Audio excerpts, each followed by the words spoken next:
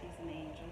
And then we had a nurse named Rhea who she was nice on my birthday. Oh, But you got to bake the cake. yeah, Cara, we baked the cake with her. It was chocolate cake. I can show you guys a picture. I'll insert a picture of the cake we made on my birthday.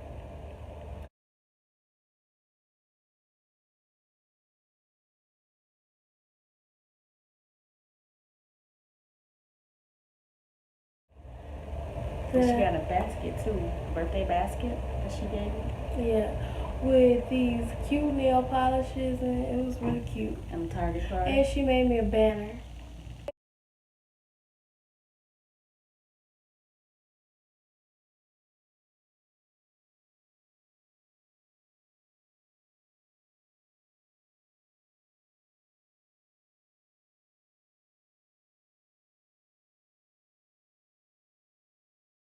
Yeah, we got a picture of that, don't we? Yeah, we can show you guys that. The next thing is the stay. Basically, they make you stay for a certain amount of time. And then, if you're like, oh, I want to go home, they'll be like, oh no, you need to stay till tomorrow, or we need to see this. And then the next day in the morning, they wake you up, oh, you're going home today. Yeah.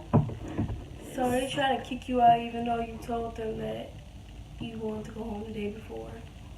Yeah, and then sometimes they tell us, oh, on the adult floor we just do the same thing every day.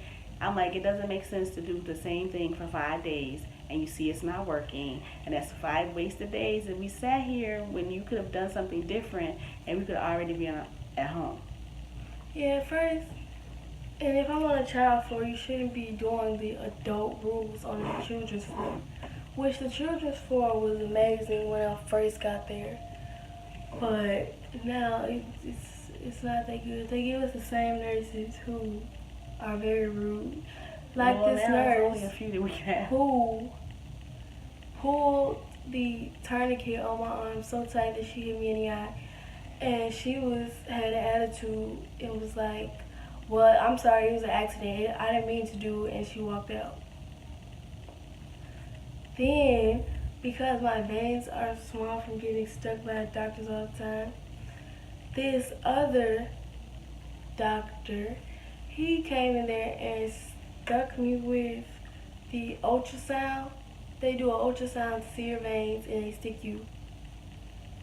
And I was telling him, like, just stop because it hurts a lot. 'Cause they're just basically digging in your arm with a needle.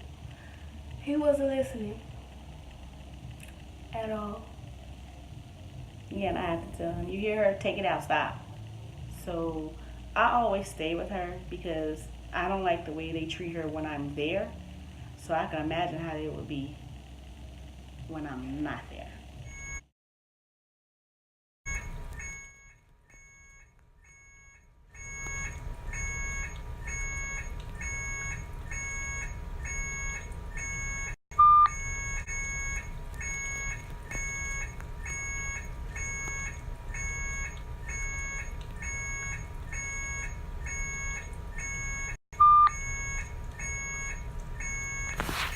You see that they basically just turned my mic off. I'll press it again. Nobody's coming in here. And my IV is like hanging out of my arm. You see that white piece? And they're not coming in here. They keep turning my button off.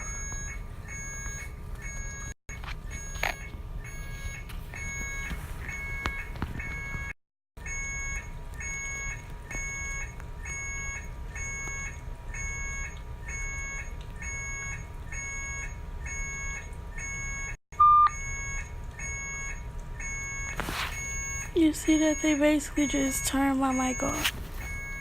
I'll press it again. Just press my button off. They haven't. I came here. I keep pressing this button. Nobody's coming here.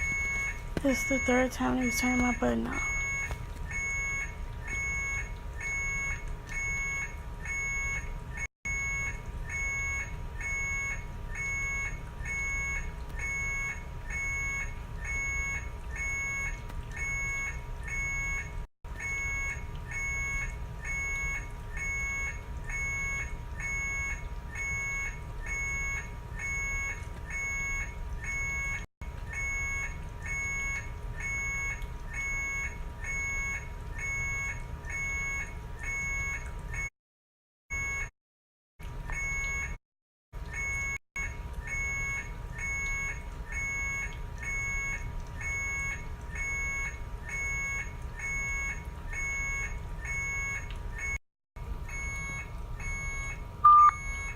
still on. Just press my. And you know, people like to say that parents of children that's got sickle cell when they're older that, oh, you're just smothering them and you're always there. And okay, on them days when it's really bad and she can barely get out of bed and needs help to the bathroom, I'm not gonna let her sit having to use the bathroom with some nurses that may not come to her for 3 or 4 hours.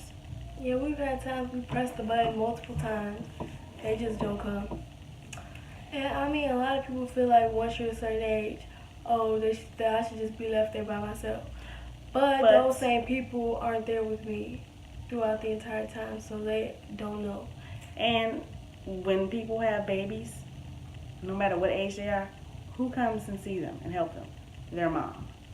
If you're whatever age and you have a surgery, who comes there to check on you and be with you? Your mom. So trying to put an age limit on when parents should stop coming and doing things for their children is stupid, because it does not matter from the day you find out that you're pregnant until the end of time. That's going to always be your baby. I don't care how old you are. If you're sick and you grown and you don't have no money and your mama come bring you some cold medicine, that's what mamas do. Yeah, just like on the show Ball in the Family. I love that show. Their mother's name is Tina, and she went through something, and she has a husband, kids, an entire family living on her own, but her mother and her father was still there for her, and they still came, and they're still around checking on her, making sure that she's okay. So I don't think there's no age limit when your mom cannot help you anymore. What are things to do? Things to do like? Well, on the kids' play, they have Netflix and Hulu and iPads. Yeah, on the adult floor, there's nothing. And at the other hospital I was at, they had this computer room that we would stay until like 2 in the morning. And they would try to kick us out. Yeah, but it's like she's not going to school. She's in the hospital, and it keeps her mind off of it. So what's the problem? And we weren't loud. The door was closed, and we weren't disturbing anybody. I mean, there were some people who would let us stay in there long though. But I really want to change hospitals. Maybe we should go back to the other. I don't think so. We'll see. We don't have to be the change, huh?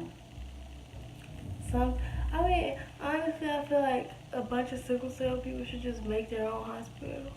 Or we need to, start letting people know how things are going for you with your sickle cell and how you get treated. You guys matter, and how you get treated matters. They need to do better. Yeah, I feel like there's not enough discussion about the disease anyway.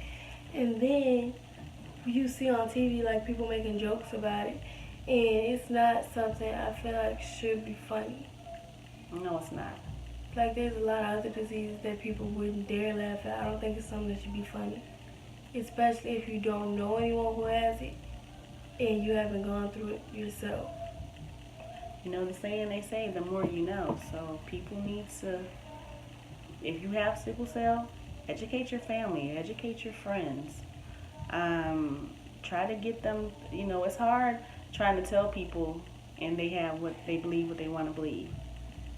But a lot of people in the group have families who don't believe them, or families who they just feel like they can't go to and tell them because they're like, well, they don't believe them. Some people have parents who are just like, oh, well, she just didn't want to do something this day, or she just didn't want to do this day. You can't control sickle cell. The pain is going to hit you when it hits you. So you can't schedule, I'm going to have sickle cell pain tomorrow and then 2 weeks from now. That's not how it works. It happens when it happens. So be there for your children, cousins, aunts, niece, nephew, dad, brother, whoever has sickle cell, because they are struggling enough, and a lot of them don't like to say it, and they just hold it in, and you need to let that out. Listen. You don't even have to talk. Just listen. Be like, how you feeling today? Let them know they got somebody that care and will listen to them. It makes a big difference. Yeah, just act instead of making jokes and making it funny. And assumptions. Because there have been jokes made. So, just be better people, basically. Yeah, be open to something. Learn about something that you don't know or didn't know. And let's just be real. Most doctors, they don't know anybody personally that has sickle cell. They don't know really what it is. They hear from their professors what they think, and their professors' prejudices are passed along.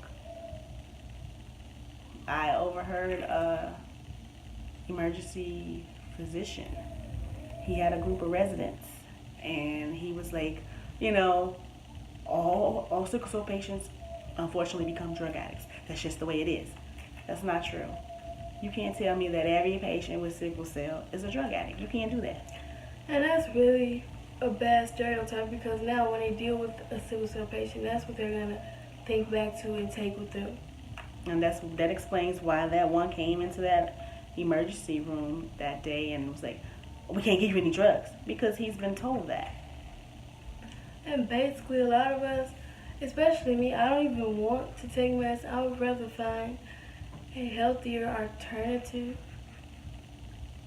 because I don't want to, first of all, the medicine is going to mess up things in your system anyway. And I'd rather just not have to deal with certain people or the hospital at all, honestly, if I don't have to. So, if you guys know any other ways, I'm going to ask my doctor about something and see if I could try other things, because I do not want to keep trying medicine or stay on medicine. Yeah. I'd rather not have to see palliative care and different doctors, and we changed hematologists. They made me get an adult doctor, which that's better than what I had before, because she didn't know. She didn't come visit me at all. She didn't stop in. She wasn't helpful at all. No. Well, I'm glad we don't have to deal with her anymore. Yeah, so we got somebody new, and hopefully she's better. She seems like she's better. She referred So us to far, a couple so of things. good. Yeah. So we're gonna make an appointment and talk to her about alternative medicines, because I don't want to be on medication anymore. And she's referring me for my port surgery, so she's doing good so far. Yeah. But I think that we have come to the end of this video and have given honest insight about how it actually is having sickle cell and being in a hospital, and the experiences and what you go through. So with that, we're going to say goodbye. Bye.